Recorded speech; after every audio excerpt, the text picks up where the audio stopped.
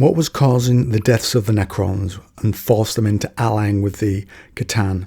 Was it some plot by the C'tan to bring them into their arms, or was it an unfortunate effect from their sun as the C'tan suckled on it? Why did the necrons get turned down when they asked the old ones for aid? And what's the life cycle of a C'tan? All excerpts are from various Necron codexes unless I state otherwise. And so, welcome friends to another 40k video, and let's begin. First, the life cycle of a C'tan. They are likely birthed in the Ghost Wind. It's a dimension. We learned about this in the Twice Dead King reign. It was nowhere in the most profound sense. The nothingness which lay not just in the cracks between dimensions, but in the cracks between the cracks. And since it was nowhere, Altix figured perhaps it could be anywhere too. This place seemed to have some intelligence about it. It has a sense of hunger.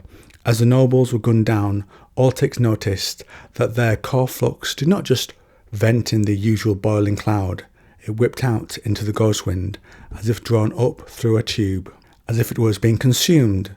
And so, those things, to me, hint that the ghost wind might be the birthplace of the C'tan, and that, for greater energy sources, they might want to enter the materium for more flavour or more power.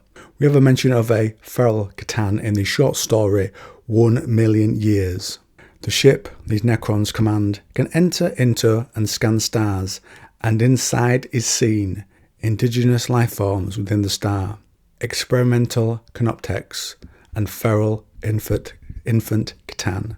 So perhaps they also come to the materium for giving birth, giving their offspring that vital star energy. We have a similar life cycle for the Scythor fiends. They live in the Ghoul Stars, and in Uncanny Crusade, the Templars go into the Ghoul Stars to eradicate them, or at least try. They see areas that are dimensionally strange, and assume it's warpcraft. It ain't. The universe we exhibit comprises 4 dimensions: height, width, depth, and time. These creatures are perhaps natives of more, and so perhaps those fiends come to the 40k universe to give birth or prey on the descendants of the 40k materium, and then they return to their own. Now, we are told the C'tan, before their bodies suckled as monstrous parasites upon the uncaring parents that bore them, shortening the lives of sons by uncounted millennia. And the C'tan found them as since the earliest times the Necronyr had studied the suns to try and understand their hateful energies.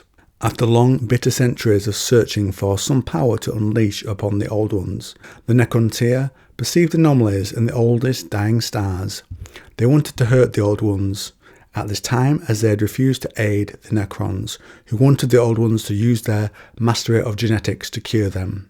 In the complex weaves of enteric energy, the Necronyr found a sentience more ancient than any corporal life form in creation, beings of pure energy that had spawned in the birth of the stars themselves.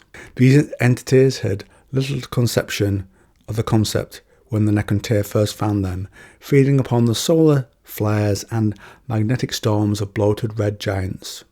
The Necron star itself is not in great nick. The Necronyr were such a race, born upon a fearsome, scarring star, which uncaringly drove their evolution forth with atomic winds and plasma storms. And just to come back to a little mention earlier on regarding the C'tan and their life cycle, there's that line, beings of pure energy that had spawned in the birth of the stars themselves. That sort of supports the theory that I put forward a little earlier. What little information is known of the Necronyr tells that their lives were short and uncertain, their bodies blighted and consumed by searing caress of their cruel star. And the reason in the opening I asked if the C'tan might have had some plot to bring the Necrons under their sway by slaying many of them. The first of the C'tan to manifest was the Nightbringer. The very star under which the Necronyr race lived, their brief, morbid lives, gave birth to the vast, sun-spanning energy that was the Nightbringer. In their quest for a weapon with which to defeat the Old Ones, the Necronyr turned to the mighty, coalescent energy feeding within the photosphere of their star. The first of the C'tan to manifest across the incorporeal starlight bridge, the Nightbringer brought with it the curse of death that had plagued the Necronyr race since their birth. But it has to be said that the C'tan, as we understand things, were not much more than animals who preyed on stars when the Necrons found them. To dive further into the Necron history and their placement in the galaxy, the race that would become the Necrons began their existence under a fearsome, scourging star, billions of years before mankind evolved on Terra, assailed at every moment by solar winds and radiation storms. The flesh and blood Necronyr became a morbid people whose precarious lifespans were riven by constant loss. So why did the Old Ones turn down the Necrons? Unable to find peace on their own world, the Necronyr blindly groped outward to other stars, using stasis crypts and slow-burning torch ships, clad in living metal to resist the age-old long journeys through the void. They began to colonize distant planets. Sometime in their slow expansion, the Necronyr encountered the Old Ones. The colonization of these ultra-intelligent mystics had been immeasurably swifter than that of the Necronyr. That and their immense longevity, nigh immortality, kindled a burning hatred in the Necrons, which ate at them spiritually as much as their hideous cancers consumed them physically. Why should one race be granted such long lives while their own were cut so cruelly short? Jealousy begets hatred, and the Necronyr turned their entire civilization towards destroying the Old Ones and their spawn. So if they were moving further away from their star and still suffering the genetic defects that are killing them, perhaps the failing was genetic, or at least carried on within the genes no matter where they travelled. And that would be a sort of reason why the Necrons approached the Old Ones, who made so many races, or created them with their mastery of genetics. We also know the Necrons suffered from many internal conflicts during this period, which might have been off-putting to the Old Ones, not seeing them as great allies. Once the legends suggested that the Necrons were a flesh and blood race known as the Necronyr. Short-lived and warlike, these beings were obsessed with death, and for all their wondrous technologies and star-spanning empire, were in fact quarrelsome and factious. And in a classic move used by leaders throughout human history, they used an external conflict to distract from the internal issue. As time went on, further strife came to the Necronyr. As their territory grew ever wider and more diverse, the unity that had made them strong was eroded, and bitter wars were waged as entire realms fought to win independence. Ultimately, the Triarch, the ruling council of the Necronyr, realised that the only hope of unity lay in conflict with an external enemy. But there were few who could prove a credible threat.